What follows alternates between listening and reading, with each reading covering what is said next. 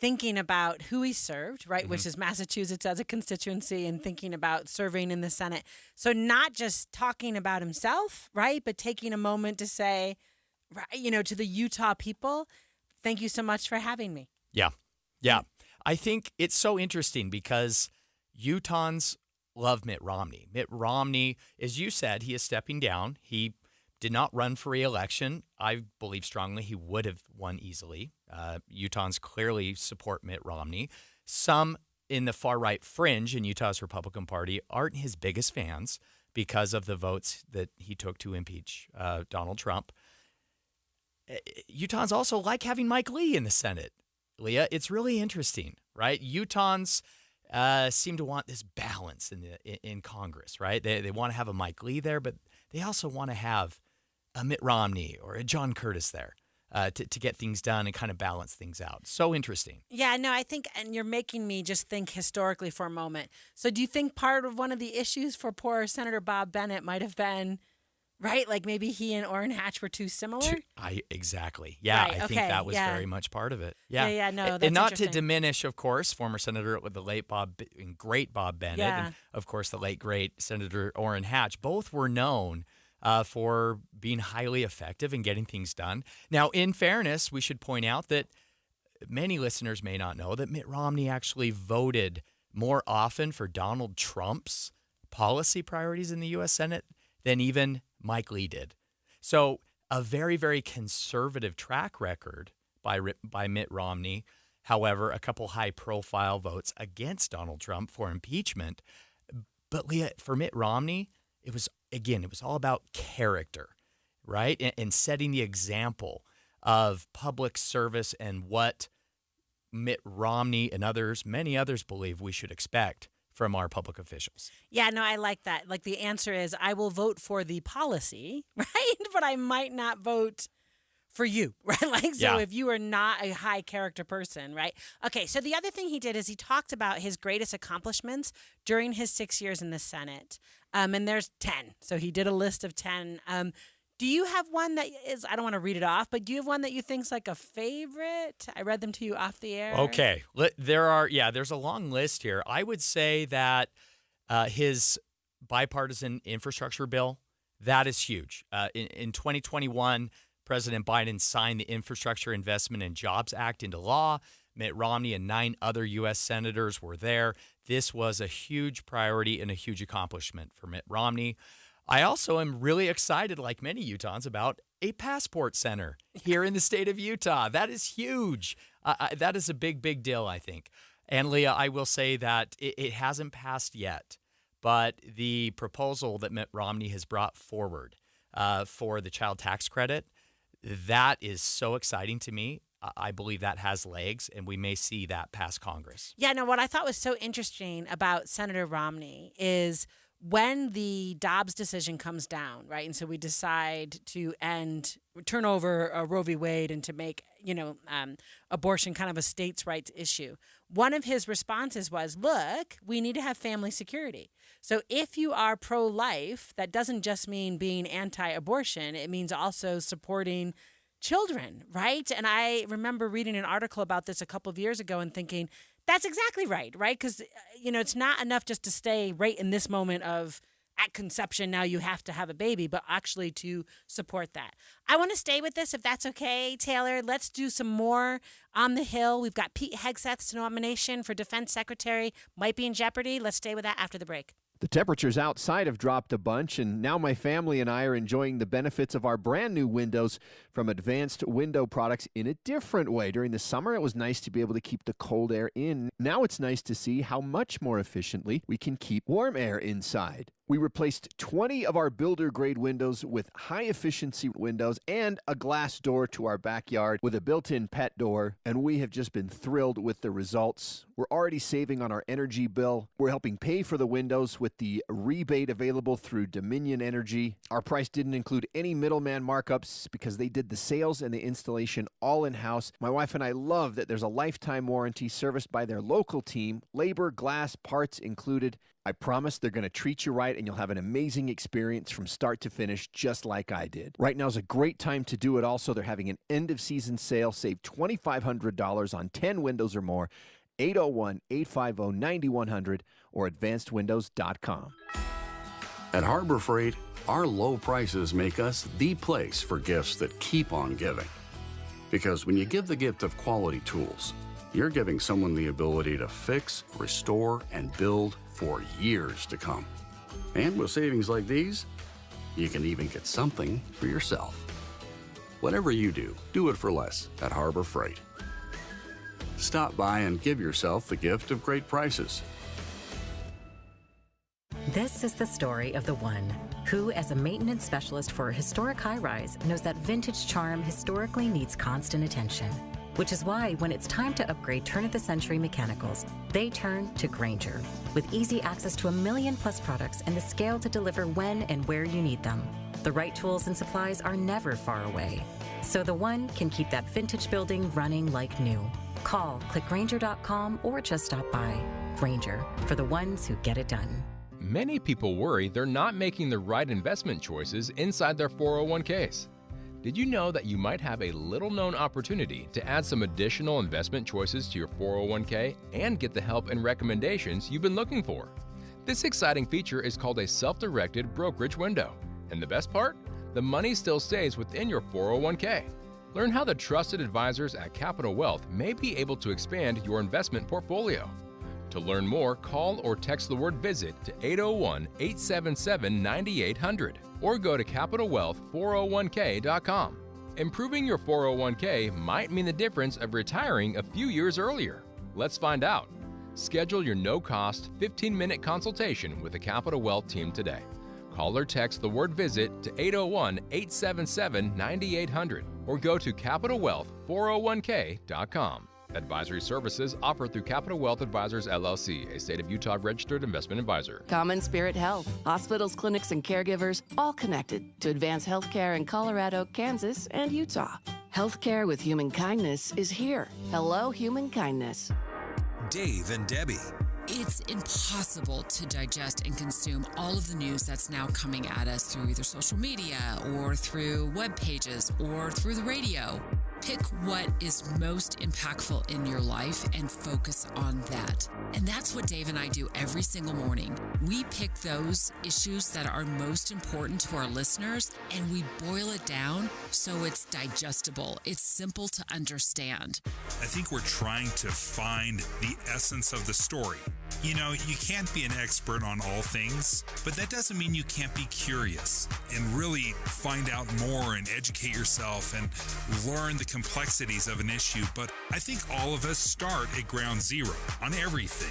Ask questions, show that curiosity. And then if you need more research, you can always go to KSLNewsRadio.com and learn more. Listen for Dave and Dejanovic 9 to noon on KSL News Radio. With the three things you need to know this hour, I'm Dan Bonas. First, a tsunami warning has been issued for the coast of Northern California near Ferndale. That follows a magnitude 7 earthquake just offshore. Second, Governor Cox did not include cuts for higher education in his proposed state budget for next year.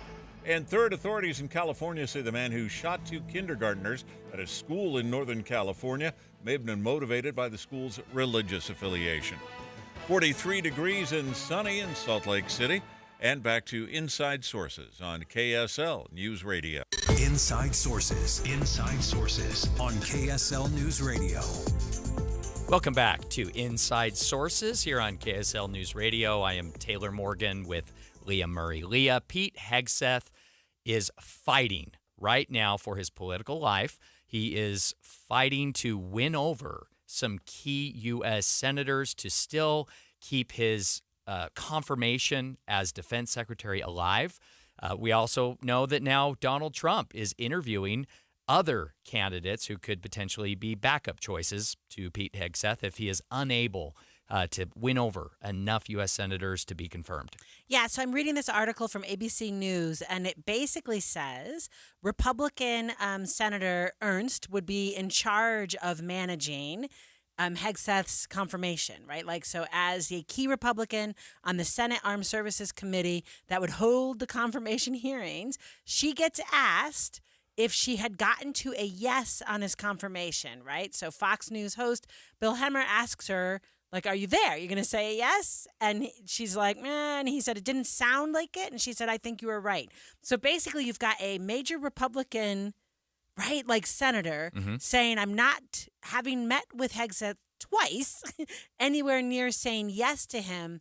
Do you think that's why Trump is interviewing other people? Like a little bit, or do you think, like we all thought with Matt Gaetz, which seemed like it was not going to go anywhere real quickly, do you think he's more surprised by this one or wasn't expecting the misconduct stories to start happening? Like, where do you think Trump is on that? Well, I don't think that they were too surprisingly. I want to give a lot of credit to Donald Trump's chief of staff, Susie Wiles. I do think that they anticipated some issues, some concerns. Of course, we know that Pete Hegseth is being investigated for misconduct and sexual assault allegations. These are clouding his selection to lead the Pentagon. Certainly some fair questions. We have learned, according to ABC News, that behind the scenes, Donald Trump's political team right now is focused on really trying to get a sense of where female Republican senators stand on Hegseth. That could really be the key, right, to him having a future as defense secretary. I think that Trump's team was aware that this could be an issue, and we see that they're already interviewing potential backup candidates. I think the situation with Pete Hegseth is very, very different than Matt Gaetz. I think, tell me why. And again, I want to be very clear. This is just me kind of reading the tea leaves, speculating a bit. I haven't been, of course, in the room where any of this was plotted, but with Matt Gaetz, I believe that was a very different situation. We know that Matt Gaetz was instrumental in blocking Donald Trump's repeal of Obamacare back in 2017. There have been some issues with the House Freedom Caucus and their relationship with Republicans in the House and with the Senate. I think Donald Trump and Susie Wiles intentionally plucked Matt Gaetz for Attorney General, not to nominate him, but to get rid of him, to get him out of the way, Leah. They have succeeded in doing that. I don't ever think they fully intended Matt Gaetz to become Attorney General. Pete Hegseth's situation, I believe, is different. I think they knew, of course, about these allegations and about some concerns, but I do believe that Donald Trump wants Pete Hegseth, as defense secretary. All right, so let's just talk about this, right? So Senator Joni Ernst, that Republican senator I was referring to earlier, is the first female combat veteran to serve in the United States Senate, okay? And Hegseth said women shouldn't serve in combat, right? So he's got to go through someone who's got to tell the role that you played that you probably are very proud of, you shouldn't have done. And Senator Ernst was a sexual assault survivor, having a conversation with someone who's got allegations of sexual assault. I mean, just a little bit, I think, what I thought was interesting, apparently Senator Ernst told, or ABC was told, that Trump had said maybe Hegseth should have been more honest about the challenges he could face. So I wonder, when I read that, maybe they are, how do I say, that the Trump administration might be a little bit surprised that maybe they didn't know these misconduct. I mean, I guess the conversation around women shouldn't be allowed to serve probably was public. And then a little bit I do question, why do you run that against Senator Ernst?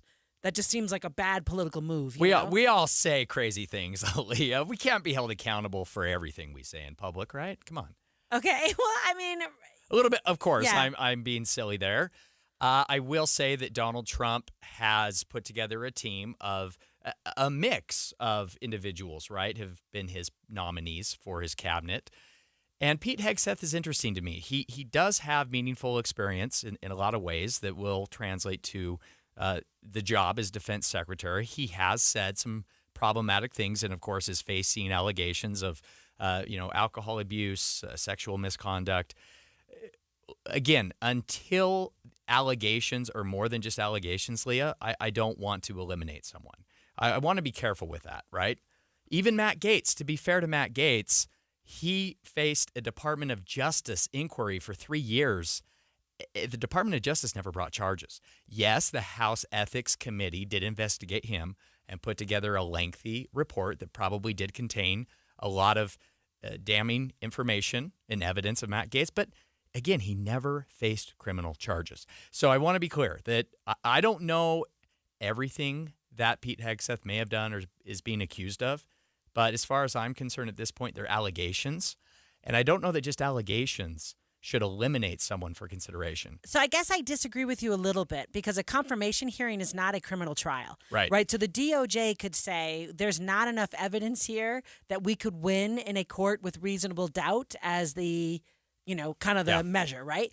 But when we are talking about confirmation hearings, right, like senators that's not a trial, right? So they've got to say, if there are allegations, how does that make you fit to serve?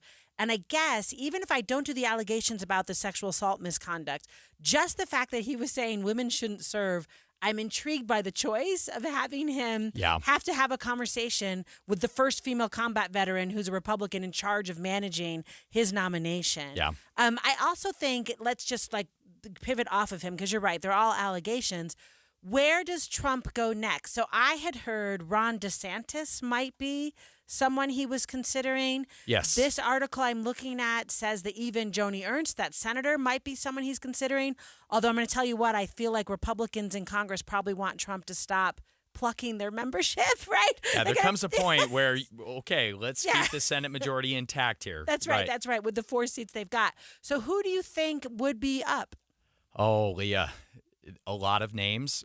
Perhaps there might be choices more controversial than Pete Hegseth. I think Ron DeSantis is the top of the list. I think he would be potentially a really good choice. What I want to do is talk about this process, just maybe step back, take a broader view here really quickly. We are pretending, and not we, but I think a lot of those in the media, and especially the national press, those who specifically are up in arms about Pete Hegseth, they are acting as if the nomination and confirmation process for cabinet picks by presidents is not a political process. This has always been a political thing. Whether it's a Democratic president or a Republican president, presidents will pick loyalists, loyal supporters to serve them in their cabinet, people that they can trust. It is ultimately a political endeavor, and we're acting as if all of this must be merit-based. And it is not. It has never been. There should be merit. You should be qualified, Leah. You should have some experience professionally that would translate to something like Secretary of Defense. I get it. But at the end of the day, it has always been about politics and trust and loyalty more than merit. Yeah. No, I mean, I think that's totally right. And I like how you bring that up, Taylor, because I think sometimes, how do I say, in the last 8 years, the boogeyman that is President Donald Trump that lives large and rent-free in so many people's heads in this country. And my answer always is the institutions will operate the way the institutions have been doing so. Yes, and they're working. And they're working. They are working under a President-elect Donald Trump. That's right. So if you were someone who he's going to be a dictator, well, he's not, because if he were, he would just, not nominations, he would just pick all his guys. Yeah. He's got to get these people confirmed. It's going through the United States Senate. The system is working. Yeah, it is. We're going to continue this conversation coming up, Leah.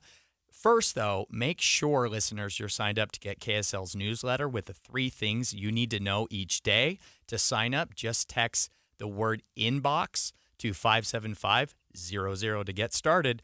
Coming up after the break, we will continue talking about some of Donald Trump's more exciting choices to help lead his new administration. That's after the break. It's 1:30 at KSL News Radio. I'm Dan Bomas. KSL's top local story this hour. Governor Spencer Cox says changes have to be made in Utah's higher education system. Told the KSL and Deseret News editorial board he wants to move money from programs that don't make sense or don't feed needed jobs to programs that do. The Utah System of Higher Education Commissioner Jeff Landward says right now money won't be completely removed from the budget. It'll just be reallocated. The legislature takes money, puts it in a restricted account, and then reinvests it in higher education, but does so on criteria saying where do we get the most return on investment for the students, the taxpayers. Landward says they'll be evaluating multiple factors to determine where the money goes. Lawmakers will have a part in making those decisions. Our top national story this hour from ABC News. A magnitude 7.0 earthquake hit off the coast of Northern California just before noon today. A tsunami warning was issued from the Bay Area all the way to the Oregon state line. That has now been canceled. Items fell from store shelves in some areas, but otherwise there have been no reports of injuries or significant damage. Your money at this moment, the Dow Jones average down now 215 points on the day, while the NASDAQ is down 29. And our KSL weather, we've got sunshine, but we've got smoggy air too. That's next. KSL News Time 1:31.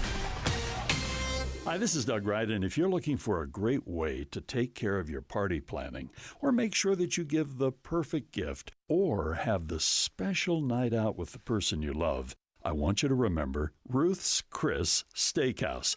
Ruth's Chris Steakhouse will make this holiday season perfect, and they do it with two wonderful locations. There's Hotel Park City and, of course, downtown Salt Lake City. And during the holiday season, to plan a day up in the mountains, shop on the main street of Park City, do a little skiing, whatever it might be, and then wrap up the day at Ruth's Chris Steakhouse, it's absolutely perfect. In downtown Salt Lake City, all of the decorations, the lights, the concerts, the sporting events, everything that makes the holiday season wonderful. It's time to make your reservations. It's time to plan your party. And it's time to pick up the gift card, the perfect stocking stuffer at Ruth's Chris Steakhouse, downtown Hotel Park City. The impact of a meal goes well beyond feeding our bodies. Because when people don't have to worry about where their next meal is coming from, they can truly thrive. Like Marta.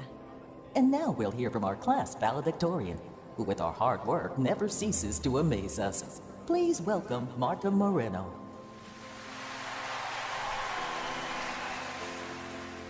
And Alex. Hey, Alex, how did the interview go? I did it! I got the job! I can't believe it! I knew it. Let's meet up later to celebrate. And Diego. Mom! I got first place at the science fair with my volcano project. That's amazing, sweetie. Congratulations. Because when people are fed, futures are nourished, and everyone deserves to live a full life. Join the movement to end hunger at feedingamerica.org/actnow. feedingamerica.org/actnow. A public service announcement brought to you by Feeding America and the Ad Council. The Salt Lake Chamber is Utah's voice for business. Okay, that sounds great, but what does it really mean? Well, as Utah's largest and longest-standing business association, they support and champion community prosperity throughout the state. And if you're in business, well, that's a very good thing for you. Be sure to listen to the Chamber's Speaking on Business, weekdays at 7:20, 11:55, and 5:20 p.m. on KSL News Radio. You know what's great about KSL's traffic coverage? Trained traffic reporters and real listeners. Trading information and making the commute safer and faster for everyone. Every 10 minutes on the nines, we have you covered on KSL News Radio. Traffic and weather together brought to you by Sinclair. Save on every gallon with the Dino Pay app. Here's Ricky Meese. Right now, we do have some slowdowns on southbound I-15. This is as you're approaching the I-80-201 junction. I'm thinking there's a crash in the mix, but I'm just not seeing anything in the UDOT traffic cameras. We'll keep you posted when we have more information. Also, a crash called out at Redwood Road and 3100 South. Select dates through December 24th. Stop by the Entertainment Plaza at Jordan Landing Shopping Center to get a photo with Santa.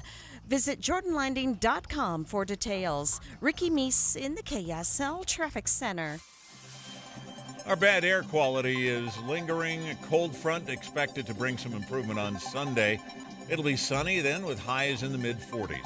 Right now, we're at 43 degrees with sunny skies. I'm Dan Bomas from the KSL Common Spirit Health Studios. Listen online at kslnewsradio.com. We're Utah's news, traffic, and weather station. Inside Sources on KSL News Radio. Welcome back to Inside Sources. You're here with me, Leah Murray, alongside my good friend Taylor Morgan. Taylor, Did you ever watch The Office? Was that like a show that you were a fan of? Yes. Do you remember course. the season where they had two bosses? So it was both Michael and Jim who were That's right, running yeah. that. How did that go? Super efficiently? Well, it was a very entertaining few episodes while it lasted, Leah. I don't know that it was efficient is not the way I would put it. Yeah, so a little bit I'm mocking, and I do apologize. The newly created Department of Government Efficiency, because it has two bosses. Hold on, can we just stop right here? Before we even get to the two bosses thing, the irony of creating a new government department that is solely focused on government efficiency, that is just rich. It's a beautiful thing, Leah. One, it's an oxymoron, right? Yes. So government efficiency are two words that don't ever. How much of this is intentional and just kind of a fun joke by, or is this an inside joke by Vivek, Elon, and Donald Trump? Are they just having some fun with America here? Well, that's what I wonder too. Like, is it because it sounds like Dogecoin, right? Like, isn't that a Musk thing? Like, everyone should be using that cryptocurrency. Excellent use of acronyms. That's right. I believe there's also probably a Department of Government acronym development of creation. I probably need to really figure out what their acronym is, right? Since we're going down this rabbit hole. Yeah, no, I'm with you. And and again, the irony. So one, it's an oxymoron, but two, that you're going to make something more efficient by having two bosses, which that Office series. It's twice as awesome, Leah. It is twice as awesome. But it demonstrates that it was a joke because no one would think that's efficient, right? Like, all right, so I want to just talk about this because the newly created Department of Government Efficiency, which includes Elon Musk and Vivek Ramaswamy, is on Capitol Hill today. I think we were watching one of the videos of them walking out. So I think the meetings have ended maybe. They were set to meet with Congress to talk about how they are going to cut trillions of dollars. So Elon Musk saying, having never once worked in a public agency, never once working with government, has promised he can cut $2 trillion from the national budget. By the way, he never once said how or over what time period or how that's going to work. I'll take it, Leah. He has a proven track record in the private sector of success. And listen, now you're giving me a look right now that I know you disagree, and that's okay. And I don't necessarily think Elon Musk is the cat's meow, right? However, look at Tesla. Look at SpaceX. Look at these, PayPal, right? Elon Musk has been wildly successful and innovative. But I like the absence in your list of things he's done. Okay, right? What am I missing? Twitter? Well, that was, okay, good point, X, Twitter. That was never a business venture, Leah. That was always a political venture by Right, and Elon. did you think it was successful? It depends on how you define success. If you define success as the bottom line in terms of the valuation of the company, all right, fair. But that was never his goal. He bought that as a toy, as a political apparatus, essentially to position him where he is today. Yeah, and it worked. He was successful. I guess my point is maybe I trust him with electric cars, and maybe I trust him with PayPal, and maybe I trust him with rockets going into space. I'm not sure I trust him in any political conversation, is what I'm saying. Sure. Right? So when he wandered into that zone in an effort to put himself in charge of the Department of Governmental Efficiency, I am zero persuaded that when he has a conversation with Republican leadership about how to cut $2 trillion without once acknowledging that you would then have to do something about Social Security or Medicare. Are you with me? This is going nowhere. And we talked about this earlier in the week where I said lots of promises are going to get made and not a lot of stuff is going to get done. Like, how fast does this kind of flame out? Good question. I mean, promising to cut $2 trillion from the budget that is a lot to take on. I'm not sure how he's going to do that if he doesn't really cut defense spending as well. Medicaid, right? Social Security. These are the big, big buckets of the federal budget. And there is waste in government. I think that is fair. I think that is safe to say. Government is inefficient. Full stop, right? But it's supposed to be. Oh, what do you mean? Because that's how we stay free, right? I mean, the whole point is you don't want a government that's good at its job. Hold My on. goodness. No. I do not want an efficient government when it comes to lawmaking and policy changing. But when do you want it to be efficient? We're talking about government bureaucracy. We're talking about having multiple offices of the federal government throughout the entire country when it's not necessary. We're talking about more employees of the government than we need. We're talking about all of the federal government. We're talking about a smaller piece of the pie in terms of inefficiency, but that doesn't mean we shouldn't still take a hard look at it. No, first of all, I want to agree with everything that you just said. So I think there is a lot of bureaucratic, pathology embedded in our government. But my argument is we designed it to be inefficient, and then it makes inefficient stuff. But I don't think we ever wanted an inefficient bureaucracy. But we wanted an inefficient republic in terms of our elected officials in the process. But that elected official process that is inefficient, they all have, right? Like they are. So you said we would have to cut defense spending.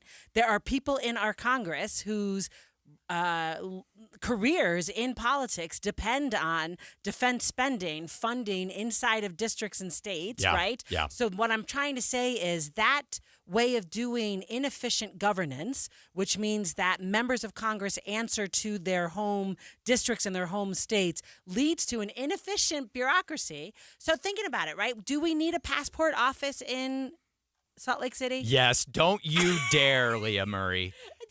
Don't you dare bring up the passport. We do not. We do. I would want one. I'm fighting right now to get passports for a trip I'm taking. Yeah. I know that you would want one, but that's probably inefficient when, quite frankly, Denver's not that far away. So hold on. Right. And earlier in this show, you said the best thing that could happen is getting a passport office in Salt Lake City.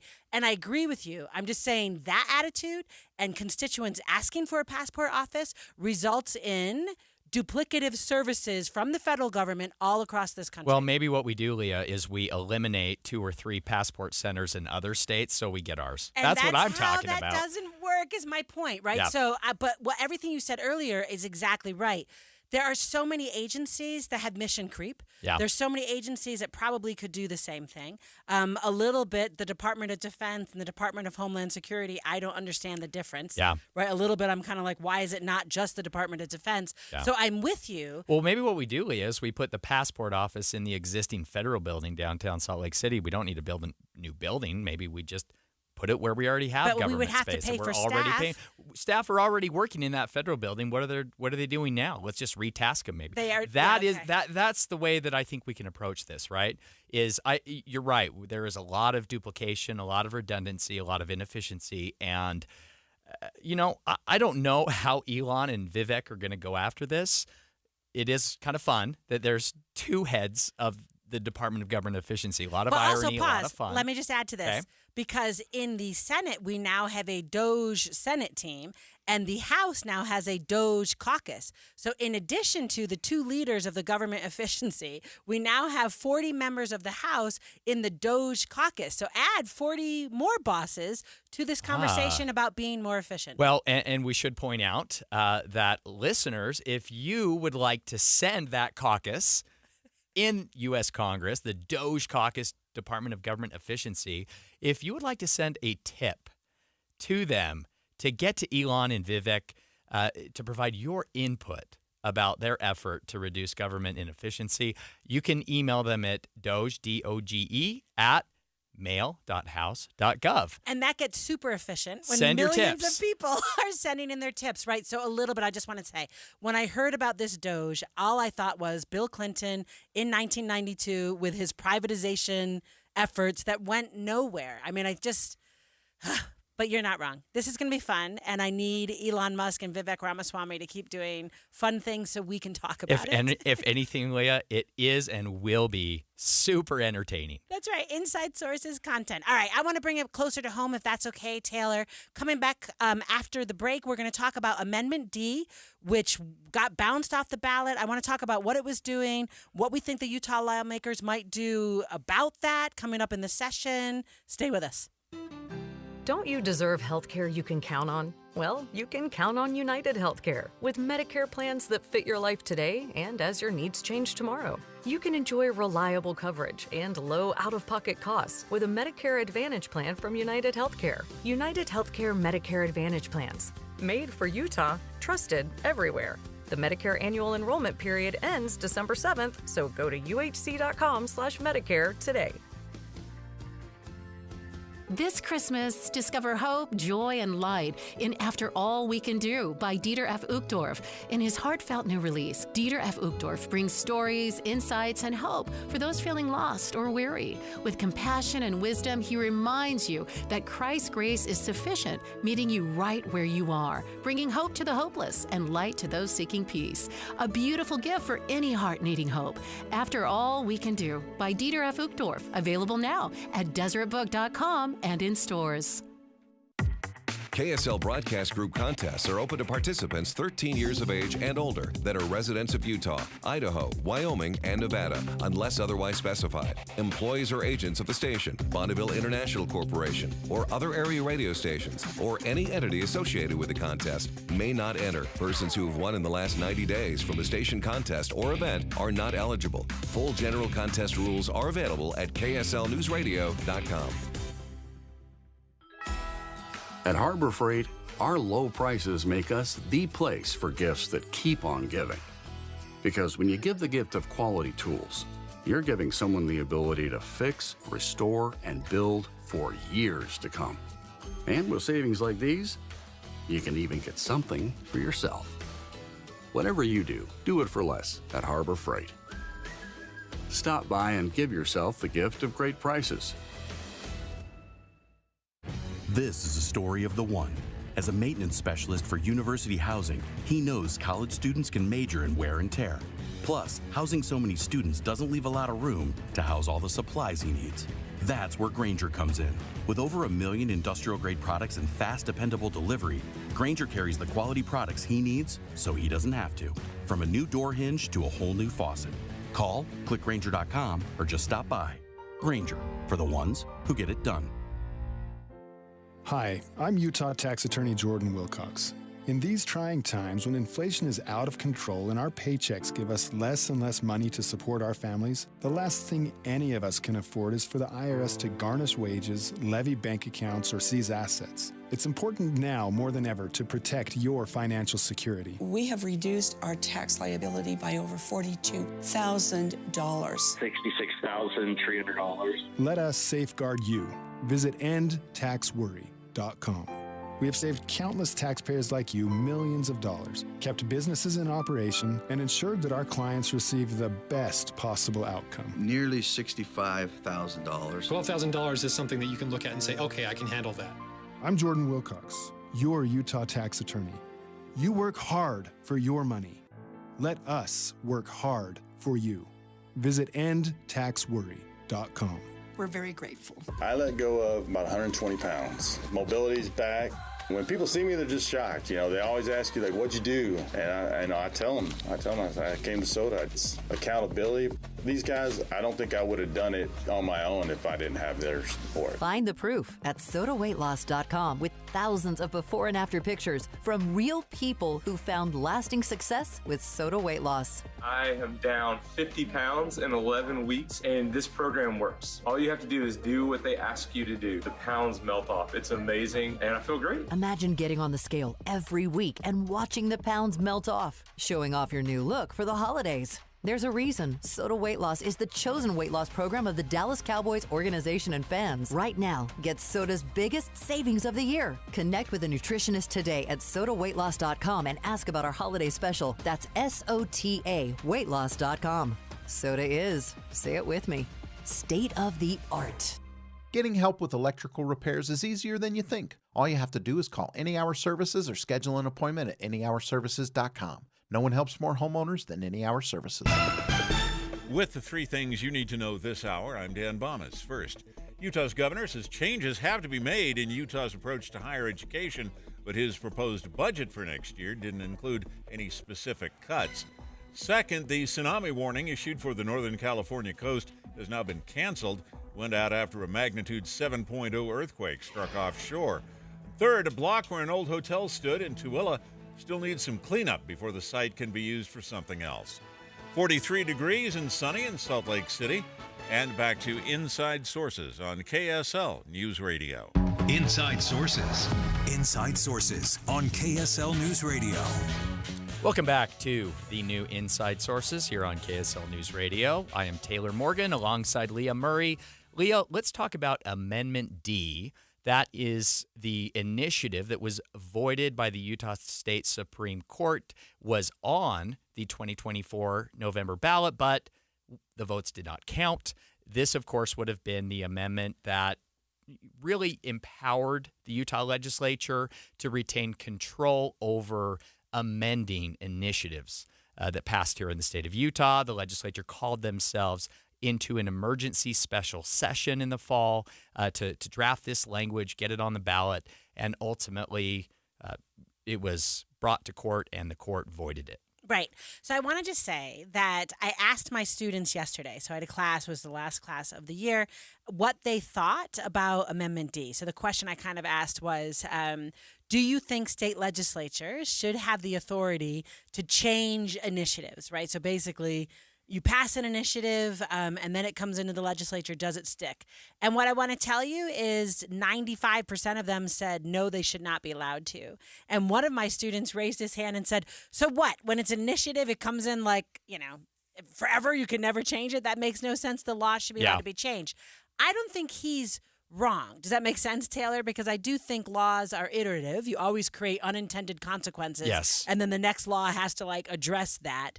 But I also think my other students, the vast majority of the students in my class, are kind of pinging off of some idea that maybe it feels, I don't know, like unfair in the game somehow, right? Talk to me. Perhaps where they're coming from, Leah, is there's this perception, and I think it's accurate to some degree, that if the voters of Utah do get an initiative on the ballot, first, it is incredibly difficult to do so in Utah. It is so difficult to get an initiative on the ballot. You have to gather about 145,000 signatures from registered Utah voters. Those have to be distributed in 26 of 29 state Senate districts. It all has to be done within a prescribed period of time, and the signatures have to be verified as valid. It is a very difficult, lengthy, cumbersome process. I've done it too many times myself, and I never want to do it again. And so then if you go through all of that process, you get over those very, very high hurdles, and you spend maybe millions of dollars to do it, because you cannot do it with volunteer signatures alone, Leah. You have to pay for professional signature gathering to get there. It's so hard. After you've done all that, you're then on the ballot.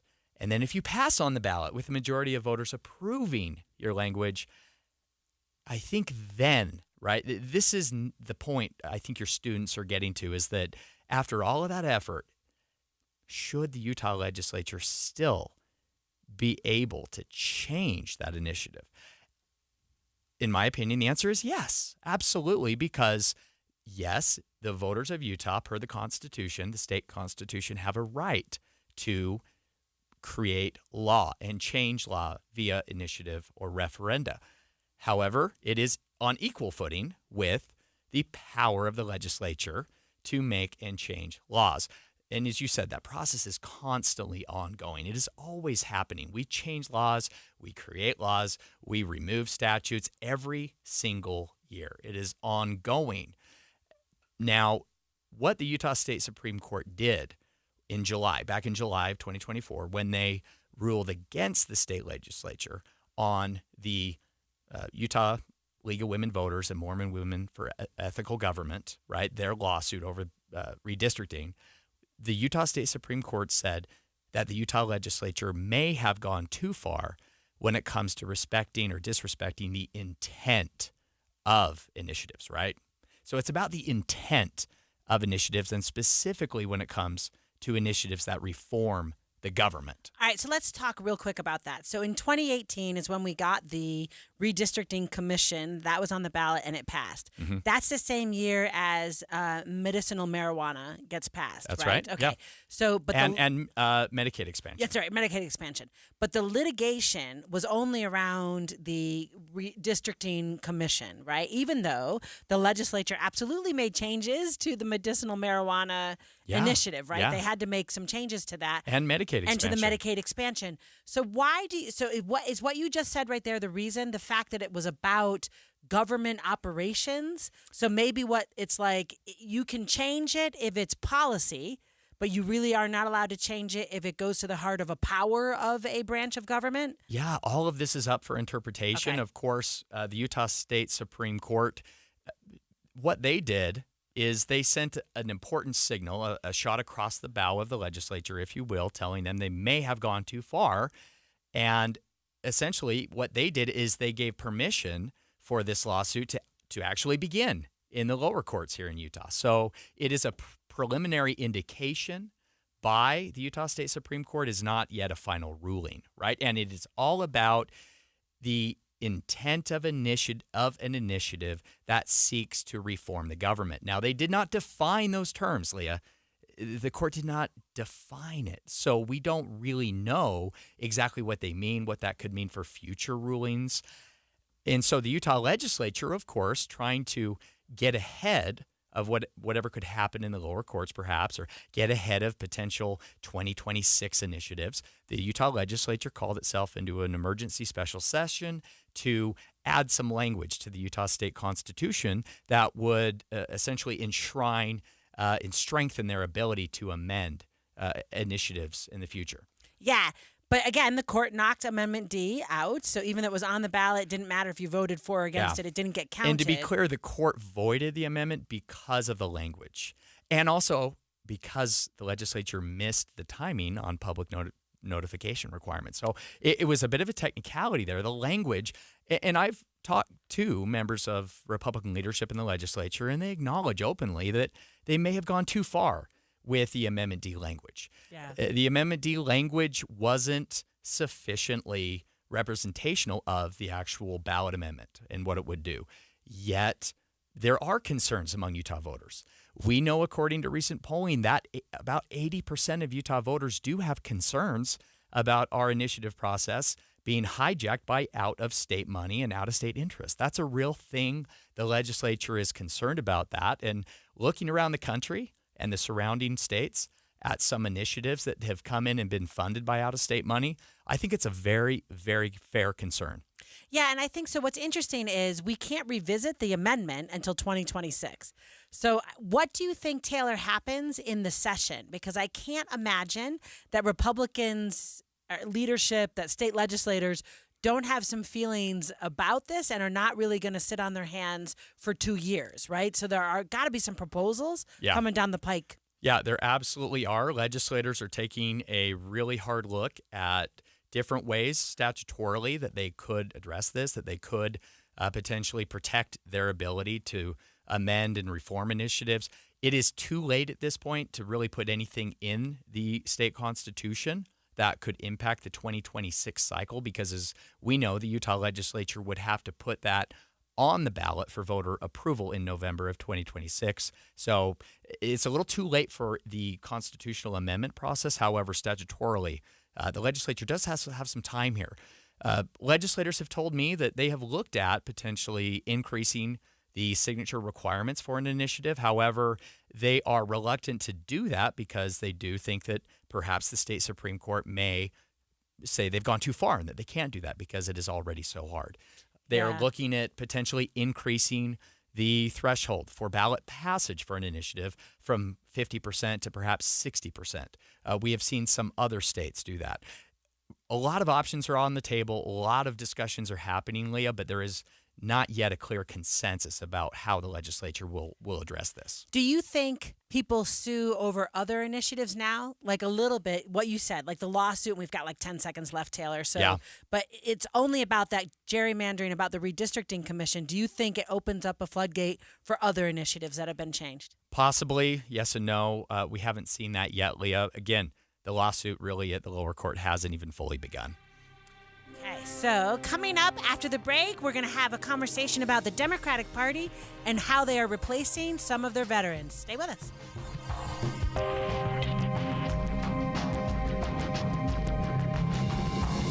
KSL FM Midvale. KSL Salt Lake City. From the KSL Common Spirit Health Studios, this is KSL News Radio. Utah's news, traffic, and weather station. It's 2 o'clock at KSL News Radio. I'm Dan Bomas. KSL's top story this hour. Utah Governor Spencer Cox's administration is setting aside more than $250 million to help families, schools, and vulnerable kids in this year's budget recommendations. We've really tried as an administration to be intentional about strengthening families, Utah families, very important to us. So we'd like to continue those efforts. Lieutenant Governor Deidre Henderson was speaking to the KSL Deseret News editorial board, saying they want to expand Utah's child tax credit to include newborns. Currently, it covers kids ages 1 through 4. Our top national story this hour from ABC News. A brief tsunami warning along the Northern California coast has now been canceled. A magnitude 7.0 earthquake struck off the shore of Humboldt County.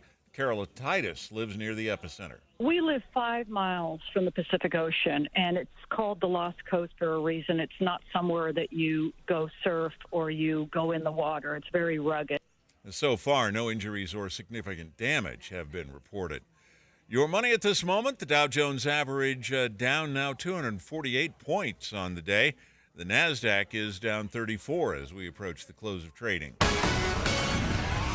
And our KSL weather looks like sunshine, but the smog is sticking around. That's next. KSL News Time 201. $182,000. According to CBS News, Americans lose out on an average of $182,000 in Social Security income because they file for their benefits at the wrong time. Learn how you could wring every nickel out of your benefits with a free Social Security analysis from Boss Retirement Solutions. This free analysis pinpoints the optimal time to file for Social Security while considering the impact on your taxes, IRA and 401k withdrawals, and Medicare premiums. If you've saved more than $200,000 and have not filed for Social Security, schedule your free analysis now by calling 801-896-9622. Discover how you could wring every nickel out of your Social Security benefits. Call 801-896-9622. 801-896-9622. Advisory services offered through Boss Retirement Advisors.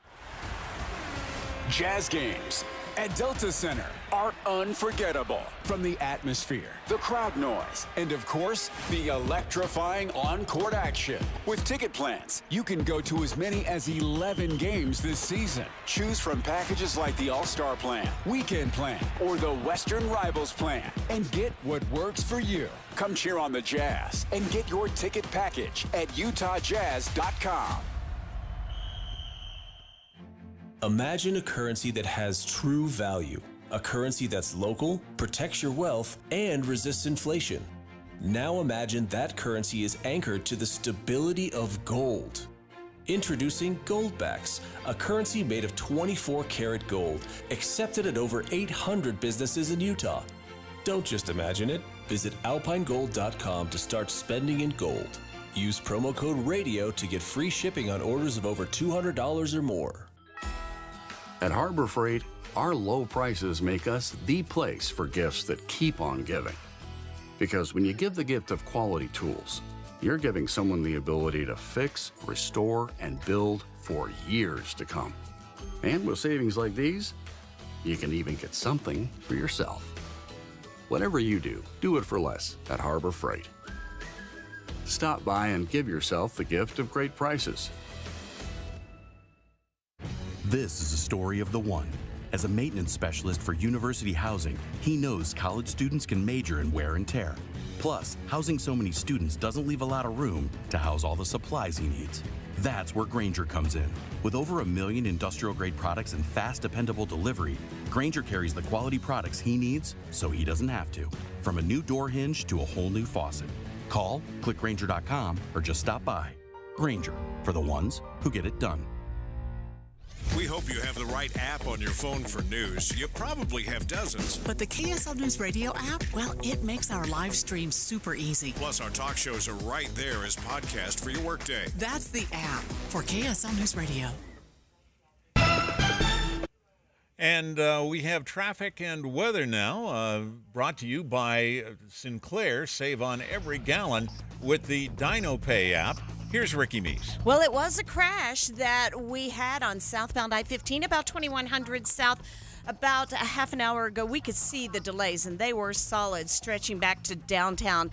The left lane was closed. It's now open, and those delays are starting to clear out. The accident in West Valley remains northbound Redwood Road, 3100 south. At one point, it had been blocking 2 right lanes of travel. UTA is road therapy. Give your car a break and get more U-time. Plan your trip at rideuta.com or on the Transit app. Ricky Meese in the KSL Traffic Center. Our bad air quality continues now, with a cold front expected to bring some improvement, but not until Sunday. It'll be sunny today with highs in the mid-40s. Right now, 43 degrees. I'm Dan Bomas from the KSL Common Spirit Health Studios. Listen online at kslnewsradio.com, where Utah's news, traffic, and weather stay. Inside Sources. Inside Sources. A new presidency, new state leaders, and a new legislative session. Utah's top political experts discuss the day's biggest stories. Only on KSL News Radio. Welcome back to the second hour of Inside Sources. You are here with me, Leah Murray, alongside my good friend Taylor Morgan. And I love that intro that talks about a new government, like new leaders. And I wanted to just dive in a little bit on the Democratic caucus side of the United States House, because the Democrats forever used seniority, right? And this really, I think, came home to roost just 2 years ago when Nancy Pelosi, Steny Hoyer, and Jim Clyburn finally stepped down. They were It is about time. Okay, but they were all octogenarians. Yes. And I want to just tell you, age, as you may have noticed, was a big deal in the presidential election as well. Joe Biden was 81 years old when he was running for office. So those octogenarians stepped down. And part of the reason why you could be 85 years old and be a leader in the Democratic caucus is because they went on seniority. They believed if you had been there for a really long time, you kind of have earned the right to be in charge. So real quick, Nydia Velasquez of New York, 26 years ranking member of the Small Business Committee. Benny Thompson of Mississippi, 19 years. Adam Smith from Washington, 13 years. I mean, these people have been there for a really long time. What is interesting, so I kind of want to talk to you about this with your kind of inside understanding of what goes on in the legislature. What's happening is the House Democratic Caucus is moving to purge some of these older members. So now, I want to be clear. The 61-year-old Representative Jamie Raskin, so 61 is now young, right, for the House Democrats, challenging the 77-year-old Representative Jerry Nadler for the House Judiciary Chair. Representative Raul Grijalva from Arizona stepped down so that Jared Huffman, who is 16 years younger than he is, could step up. So there's some real kind of moves. And what I think is this seems like it's not just these chairs, right? It is also maybe a major shift in the way Democrats do things by not having the oldest person in the room in charge, but maybe by moving toward more young, more vigorous people, which might, how do I say, going forward looks really different for the House caucus. It's a novel approach, Leah. And not to be flippant, but please be. These are the same names that were in power, in leadership, when I worked for Congress. You knew all these people? Absolutely. Okay. Yeah. Nancy Pelosi was Speaker of the House when I was working on the Hill, Leah, where I don't want to date myself, but you're old too. It was a long time ago. It was a long time ago. Steny Hoyer, of course. I love Steny. He's a lot of fun, actually, good guy. But it's time for these older Democrats to step down, to move on. And Leah, Democrats, I believe, are facing an existential crisis. Democrats, after this election, it's been 20 years since a Republican presidential candidate won both the Electoral College and the popular vote. And this was a resounding victory. The National Republican Party is the most inclusive party. It is the broadest tent. It won over younger voters in a big way, especially young Latino men. The Democratic Party has got to figure out who they are and what they're doing and what their priorities are. And frankly, Nancy Pelosi and Steny Hoyer and others, bless them. Thank you for your service.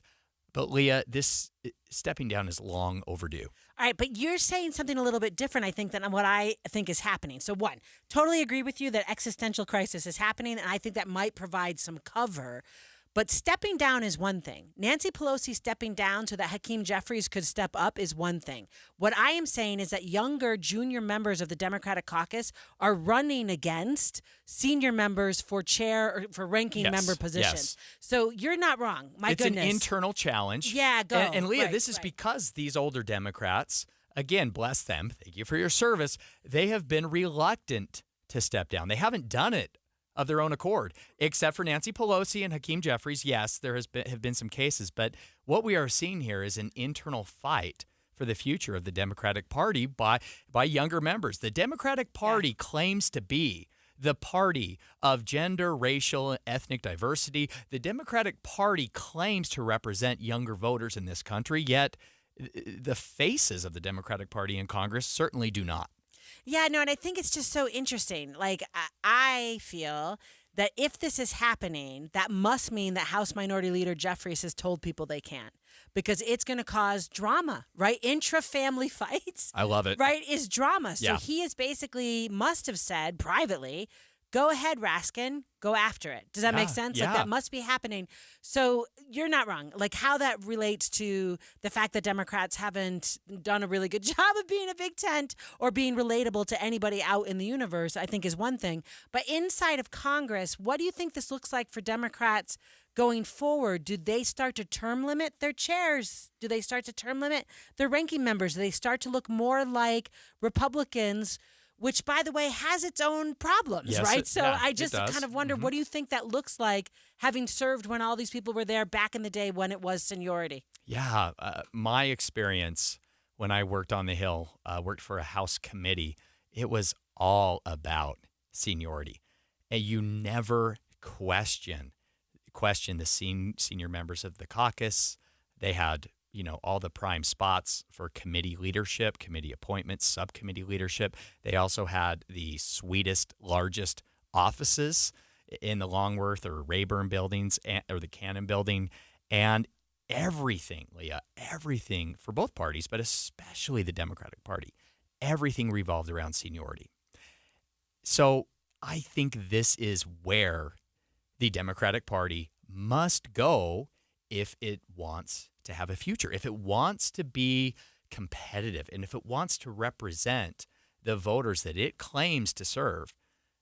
It needs to change the people in Congress who are leading it, the faces. I mean, I don't agree with really any of her politics, but we see with AOC, she is relevant and prominent and connects well with younger voters. I certainly don't want to empower her, so I don't want to recommend that. But I will say that Steny Hoyer and Nancy Pelosi are not winning over voters these days. Yeah.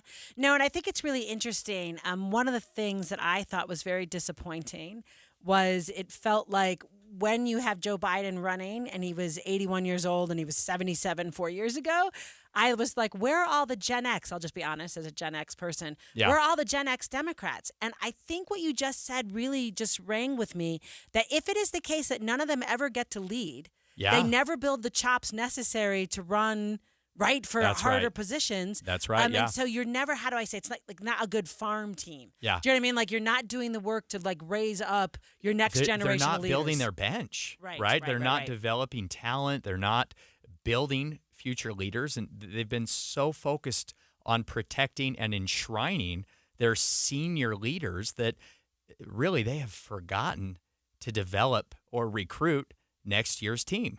The Republicans are doing a better job at this, Leah. Just recently, they have started under Mike. This is one of the things that Speaker Mike Johnson has done so well, and I would point our listeners to Blake Moore, representing Utah's 1st Congressional District. Blake Moore, as a first-term representative, picked up some very key committee appointments. He is now on the Speaker's leadership team, is on Ways and Means. He is going to be a future leader there. That is what the Democrats need to do. They need to identify and develop their leaders.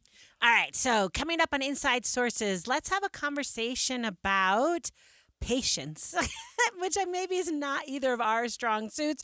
We're going to have a conversation about how patience in Congress can typically pay off, especially if you're a Democrat right now and you're on the losing side. Stay with us. The Advanced Window Products end-of-season sale is happening now. Your chance to get beautiful new state-of-the-art windows and save a bundle on your energy bill. Call Advanced Window Products now, and they'll give you $2,500 off on 10 windows or more. We're talking about custom frames and sealed double-pane glass, any style, any color, and they're created just for you right here in Utah. You need a doggy door inlaid into the glass? They do it all the time. In fact, Advanced Window Products has been building the highest quality windows here in Salt Lake City for 38 years. So there's no middleman and you save money. They build the windows, they install the windows, and they guarantee them for life. So keep the heat inside with new windows. The energy companies will even give you a rebate. Advanced Window Products offers 0% financing, affordable monthly payments, and now $2,500 off on 10 windows or more. Call them right now, 801-850-9100. That's 801-850-9100, or go to advancedwindows.com.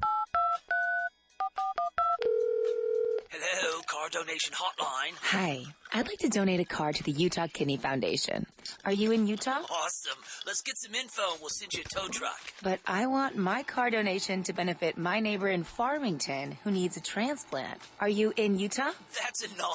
I'm in SoCal, but you're still donating to charity. What charity? Does it matter? Yes, I want my donation to stay in Utah. Righteous dude. You need to call tow cars in Utah. Locals only, am I right? Oh, yeah. I remember tow cars with a K like kidney. It's on a billboard somewhere.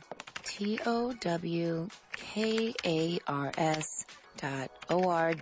That's it. Towcars.org. If you'd like your vehicle donation to help Utah kidney patients in the Beehive State, please use the web address on their billboard, towcars.org, to donate your old car or truck. That's TOWK like kidney, ARS. Towcars.org. Get up to a 30% upfront bonus to use for your retirement income, or up to 12% per year to help grow your retirement income. Whether you're in retirement or will be retiring within 10 years, Trajan Wealth can offer some of the highest guarantees in the business. I'm Jeff Jr. with Trajan Wealth, and I know no one wants to work forever. We all need to retire someday, and I know you've worked hard for your money, so now is the time to guarantee it. Take advantage of up to a 30% upfront bonus for your retirement income, or up to 12% per year for retirement income. Don't woulda, shoulda, coulda. Get up to a 30% bonus just for opening an account, or up to 12% per year for retirement income. Don't leave your retirement to chance. Retire the right way, the Trajan way, with Trajan Wealth. Call Trajan today at 801-899-7600. That's 801-899-7600. Annuity guarantees are based on the claims paying ability of the issuing insurance company. DBA in most states says Trajan Wealth Insurance Solutions.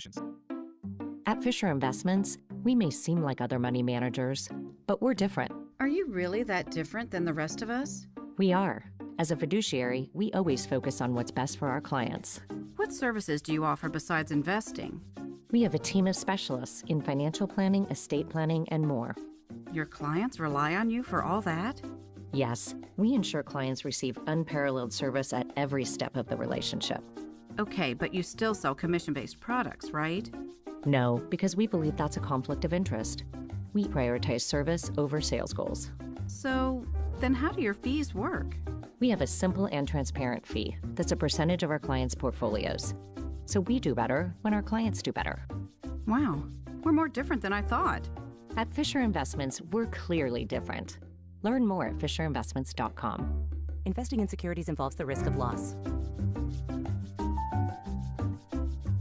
Odyssey Dance Theater's Christmas Spectacular. Spectacular. Starring David Osmond. All your favorite Christmas season events in one production. Visit OdysseyDance.com for show details and tickets. Tim and Amanda. One of the things I love about radio is that we are all hearing it at the same time. One of the differences between that and just scrolling on your phone is that I don't know when that story was posted. Maybe an hour ago, maybe 3 days ago. To your point about who wrote it, where did it come from, and is it dated information, our hope every day is that we can provide a more broad spectrum of information on a single topic that you can then take and make decisions on your own. Utah's Morning News between 5 and 9 on KSL News Radio.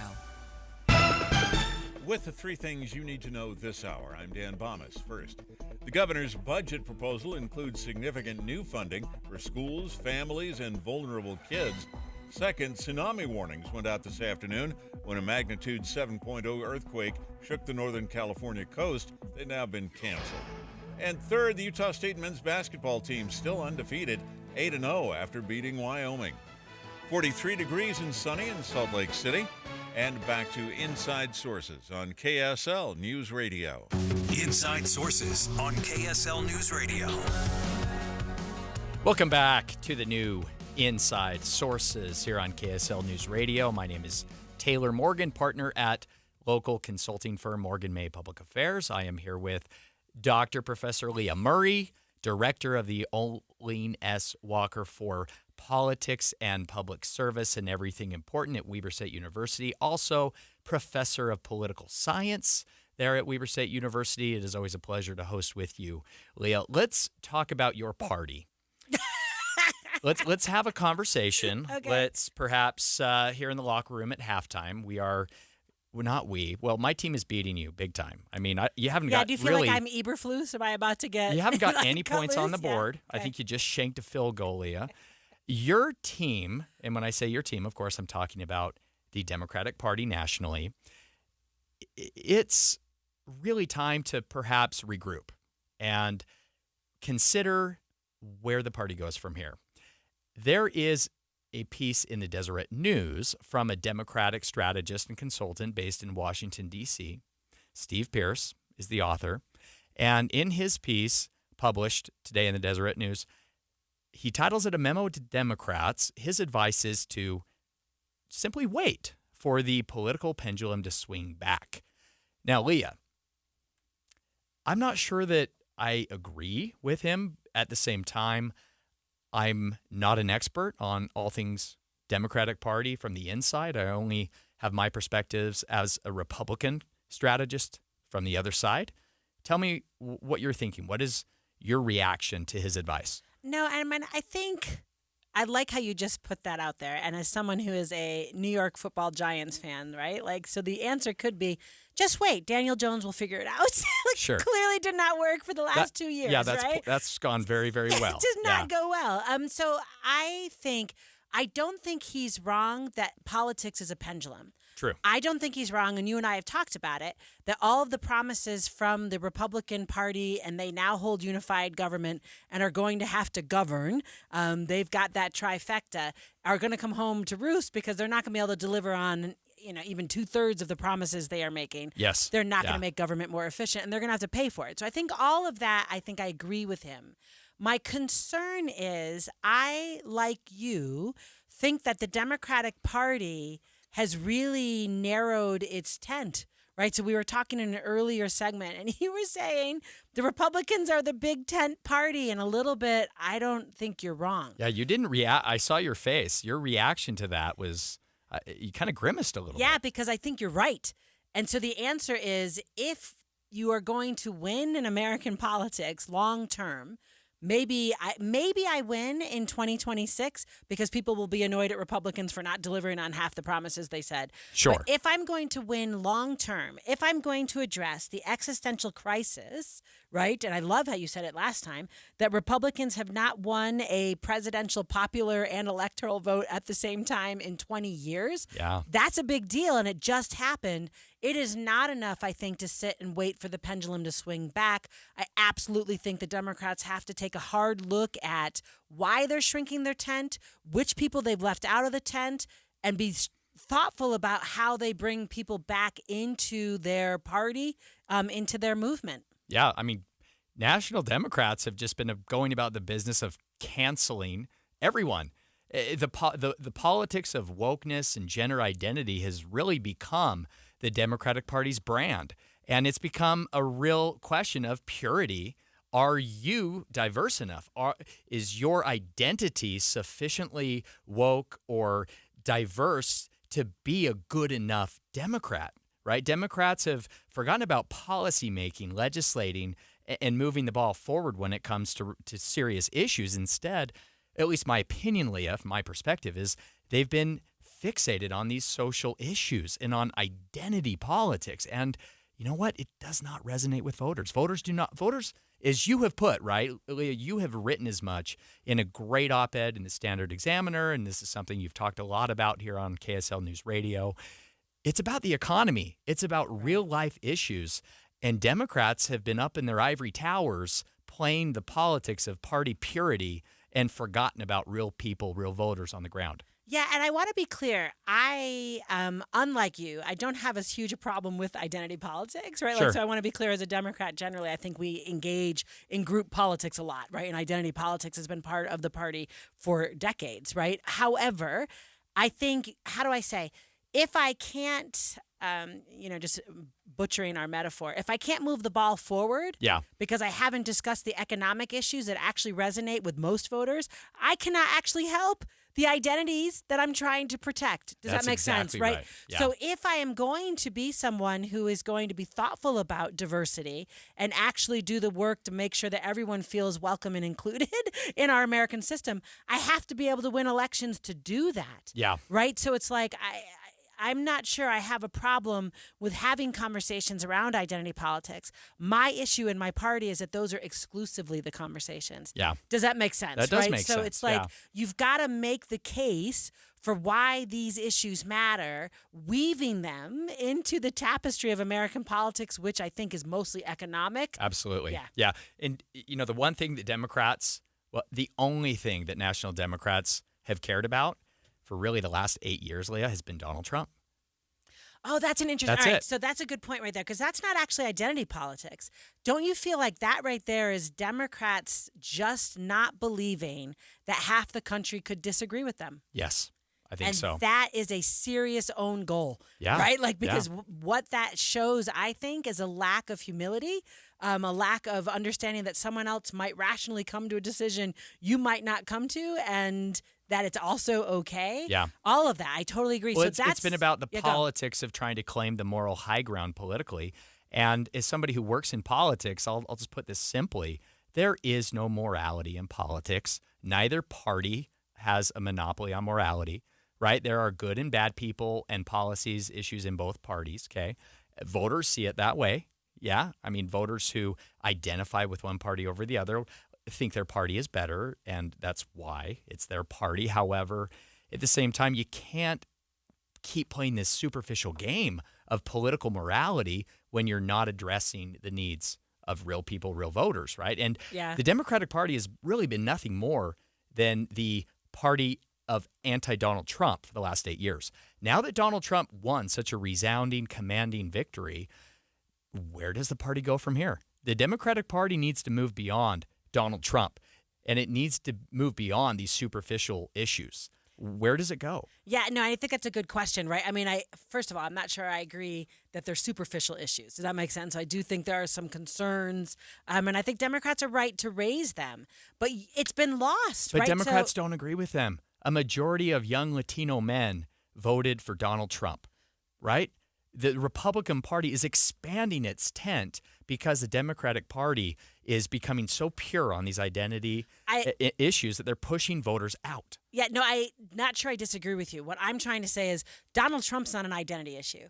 So basically what I think's happened for 8 years is Democrats have been, how do I say, tilting at that windmill, right? Mm-hmm, Like, so it's all about Donald Trump and being very condescending. If someone is a Trump voter, they can't even handle it. They can't even talk to that person. They're garbage. They're garbage, which is what Biden said, or they're deplorable, which is what Hillary Clinton said. That's right. Yeah. Right? Like, that is not okay to talk about half the country that way. So I think all of that is part of it. And then I think with the identity politics, then what do you stand for? Yeah. So is it actually about the identity, or is it actually about being anti-Donald Trump? And I think they're missing on both, because it should be about policies that help families, right, in their pocketbooks, you know? Yeah, no, it's a great point. They've been so fixated on standing against Donald Trump, they have totally forgotten and lost what it means to stand for their voters. That's right. They don't even know who their voters are anymore, I would argue. That's right. And that, like you said earlier, existential crisis, it is not just going to take a pendulum swinging back. That's right. Right. So, yes, I agree with Steve Pierce, author of this piece in the Deseret News, that, yeah, the pendulum will swing back. Democrats will likely take Congress, one or both bodies, in the midterm because that's just how it works. That's history. However, Democrats need to figure this out because time will not solve the identity and the future of the Democratic Party. Yeah, no, exactly. Okay. Coming up next here on KSL Inside Sources, we're going to talk about possibilities for higher education reform and budget cuts in the upcoming Utah legislative session. That is after these messages. It's 2:30 at KSL News Radio. I'm Dan Bomas. KSL's top local story this hour. Governor Spencer Cox included eliminating the state tax on Social Security benefits in his proposed $30.6 billion budget. Seniors who collect Social Security could save about $1,000 a year if that tax were eliminated. The legislature, of course, has the final say. A pile of toxic debris that used to be the Broadway Hotel in Tooele could soon become housing. The city's economic development director, John Perez, says the old hotel was demolished, though, before asbestos could be removed. Actually, since we've acquired it, we've already put up some fencing in the area just because we, don't want any issues with people, entering any, unsafe structures. The former owner was ordered to pay one of the demolition workers $40,000 for not providing adequate protection. Our top national story this hour from ABC News. President-elect Trump's defense secretary nominee, Pete Hegseth, refusing to back down in his confirmation fight, spent another day meeting with senators on Capitol Hill. He denies allegations of sexual assault, inappropriate workplace conduct, and alcohol abuse. I'm proud to be here, and as long as Donald Trump wants me in this fight, I'm going to be standing right here in this fight. Trump has reportedly been talking with other possible nominees, including Florida Governor Ron DeSantis. Your money at this moment, the close of trading today, 248 points down on the Dow. The NASDAQ was down 34 points, the S&P 500 down 11. Our KSL weather, we've got sunshine underneath some smoggy skies. That's next. KSL News Time, 2:31.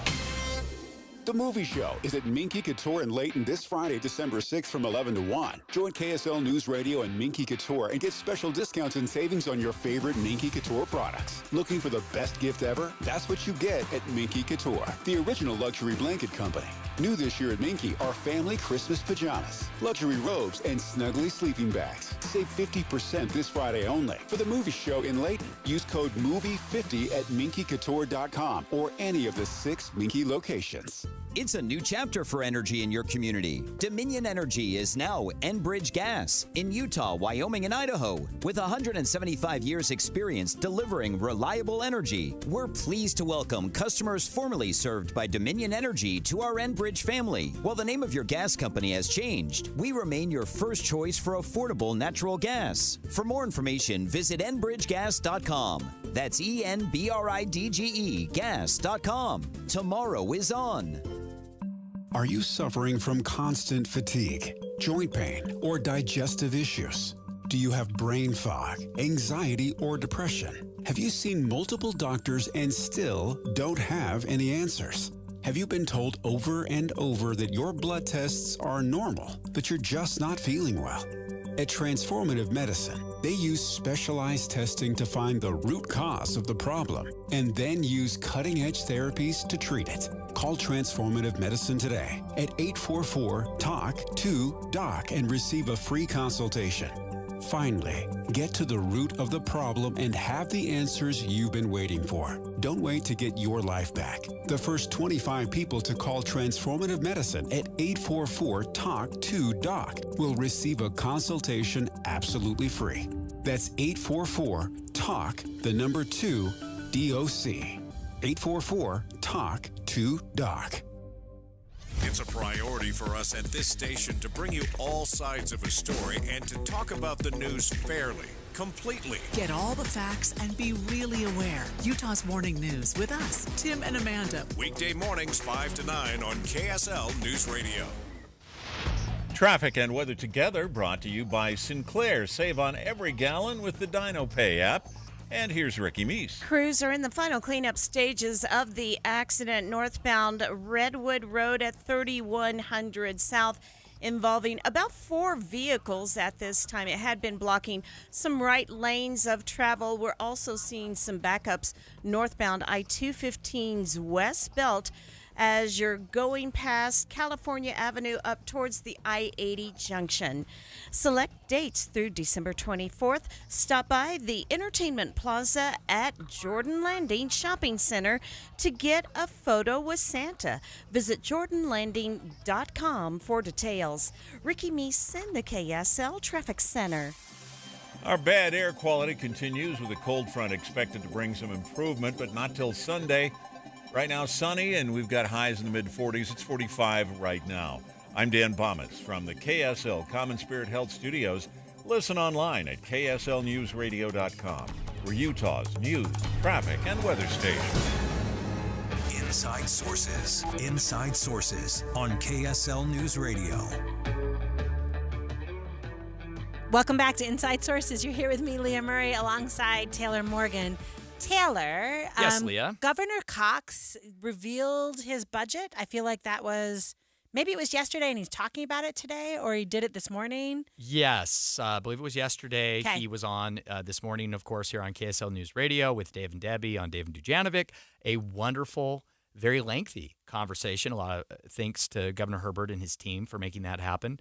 But a wonderful conversation about the governor's budget recommendations for the upcoming legislative session. So, by the way, when an executive gives you their budget, that is their vision. Does that make sense? Like, I think some people might hear the word budget and go snooze, but actually the budget is, this is what I want to spend my time on. This is what I think is important. And the Utah Constitution does require the governor to recommend a budget to the legislature. However, of course, that does not mean the legislature will take any of his recommendations at all. We will see. Right. They might do entirely a different book. That's right. right. But this is maybe how we say the first step. Does that make sense? We're setting the agenda for what might happen in the year of 2025 in Utah. And I would advise everyone to go give that a listen so you can find Dave and Dujanovic on a podcast and listen to that. KSLpodcast.com. Yeah, KSLpodcast.com. What I want to do is talk about how it pertains to higher education. So you always call me doctor, professor, yes, right? Because you are a doctor and you are a professor. Yeah, thank you. I need all the titles. I'm not sure which title I should use, so I just go with both. I always look for Her Royal Highness, but for some reason you aren't using it. A little uncomfortable with that, Leah.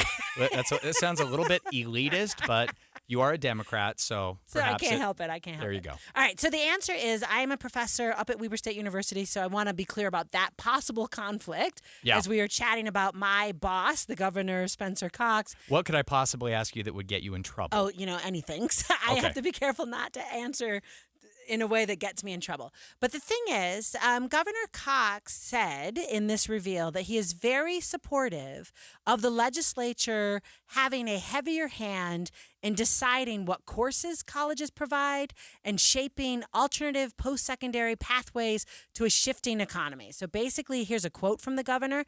I'm one who does believe that higher ed has lost their way across the country in very important ways. They've forgotten their core mission and become much more in the advocacy business than the seekers of truth. Interesting. So, yeah. Okay. So when you hear that quote from the governor, what do you I should be afraid. Should you? Well, that's what I'm asking. Politically, doesn't that sound like he thinks the legislature should be telling higher ed, exactly what to do? Yeah, this is a difficult issue, and this is an issue on which I am conflicted. I have mixed thoughts on this. On one hand, I absolutely agree with the governor, with House Speaker Mike Schultz, Senate President Stuart Adams, that higher education in Utah perhaps is inefficient. Now, I'm not calling for Elon and Vivek we need a to come in and Doge. fix it. No. I think we do things much better here in Utah. We know how to be efficient. But when it comes to our colleges and universities, I do believe that we have expanded programming and courses in a way that isn't responsible of what translates in our economy these days. I will point out that colleges and universities have always been a kind of a bastion of free speech and political advocacy in our country. So this is not something new, but I agree that we may not want to be spending so much of our taxpayer money on programming that doesn't always translate to careers. It's tough though, Leah, because you go to college or university, I believe, not just to get a job, right? You go to learn about yourself and about the world and about, ideas and values and people that are different, right, than what you were raised with.